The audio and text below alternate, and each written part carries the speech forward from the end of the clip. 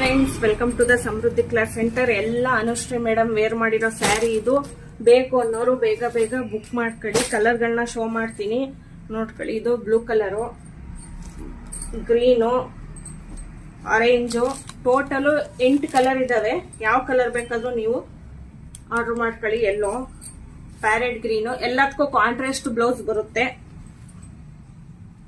Pink ಮತ್ತೆ blue, ತುಂಬಾ stock ಇದೆ, ಬೇಜಾನ್ ಸ್ಟಾಕ್ ಇದೆ. ಬೇಕು ಅನ್ನೋರು ಬೇಗ ಬೇಗ ಬುಕ್ ಮಾಡ್ಕೊಳ್ಳಿ.